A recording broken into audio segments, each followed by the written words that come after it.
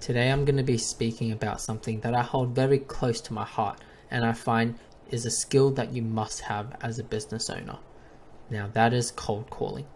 Cold calling is one of the oldest ways of outreach. Before the internet came around, cold calling was one of the biggest outreach methods available to man.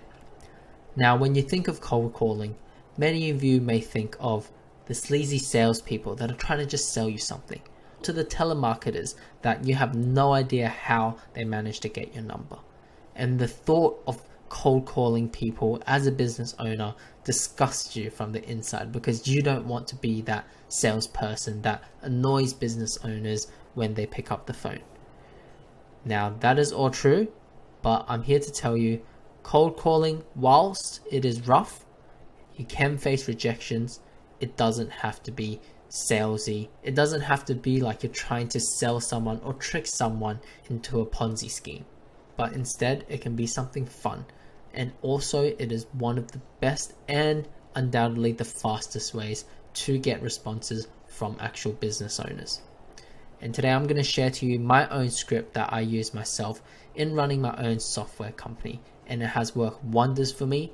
You can totally apply the theories that I'm going to tell you guys in this video and apply it to other niches in your area. So without further ado, let's get into it. Now, full disclosure, I did not come up with these theories.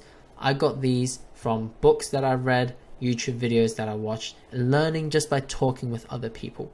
These are concepts that have been around for much older than I am, and I've just packaged those little gold nuggets that I've learned into my own script. So here it is. I'm going to read it out to you, and we're going to assume that this is a call to a roofing company, and his name is, let's call him Danny. So here we go. Hi Danny, my name's Jackie. I'm the owner of a software company. Now, full transparency, I'm going to be pitching you something that helps roofing owners save valuable time and reduce their costs. Would you like to hang up now, or would you be opposed to giving me 30 seconds then decide?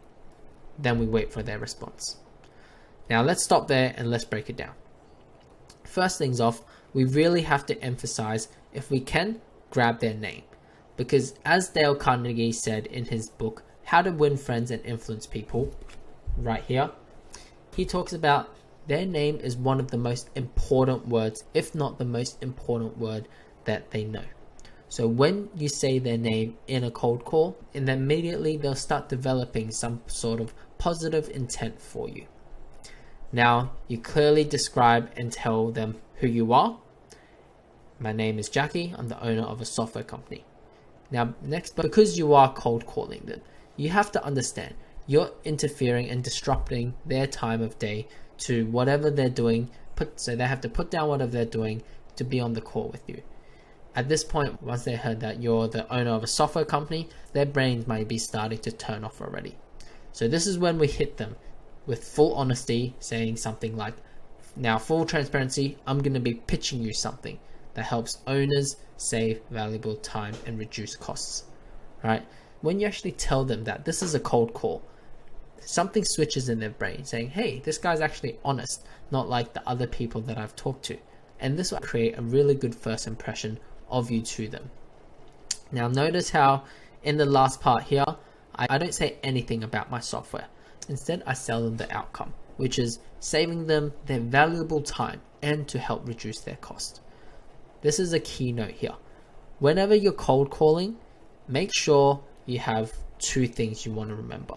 One, the purpose of the cold call is to always try book a meeting so that you can further discuss your services.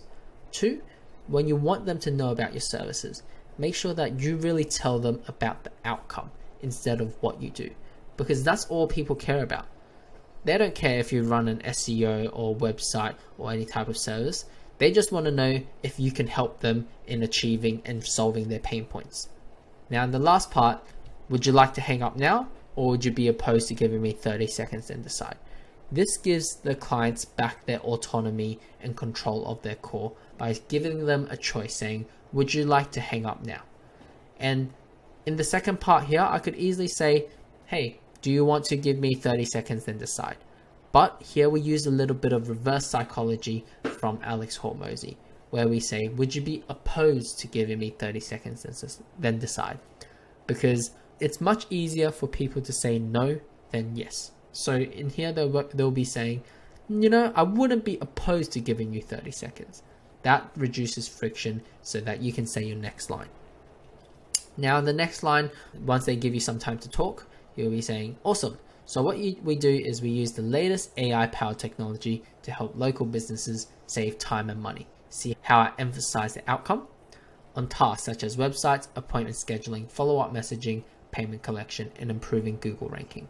Does that sound like something that might be of interest to you and your company? So something like that, short and simple. You don't want to go and ramble too much about it here. And then I follow up and say, I thought the best place to start is to schedule a short meeting to learn more about your business's unique challenges and goals. And note here, I say I want to learn more about their business's unique challenges and goals, instead of saying, hey, let's get on a meeting so that I can tell you all about myself and how I can help you. No, you want to frame it in a way that you're in the position where you are curious to learn more about them and their businesses, because that again is just human psychology. People love to talk about themselves or their business. Now, if you give them that opportunity, again, that will reduce friction. And from there, just listening to their business, you will be able to understand how you can help them, and they'll be telling your pain points by themselves. Then you schedule a quick meeting with them. Don't give them a link. I found it's always the best to schedule in a time, let's say next Tuesday, Wednesday at 1 p.m. Now, if that time doesn't work for them, I would just suggest another time until we can't really come to a conclusion together. Then I would give them a link to book in themselves. The reason why you don't want them to book in themselves is because you want to reduce the friction as much as possible. Just imagine if you give them a link, then the steps they would have to go through to book the link would be click on the link, fill in their details, choose a time that suits both of them, and during that time when they're choosing, they might have to jump through, look at their calendars, then jump back in, or ask their business partners. During that time they may get distracted or something else may come up and they just forget. So it's always easiest just to book something during that cold call on your side. That's the big overview of how I do my cold calls.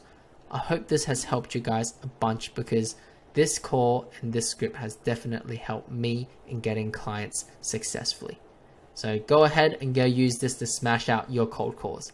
Until then, see you later.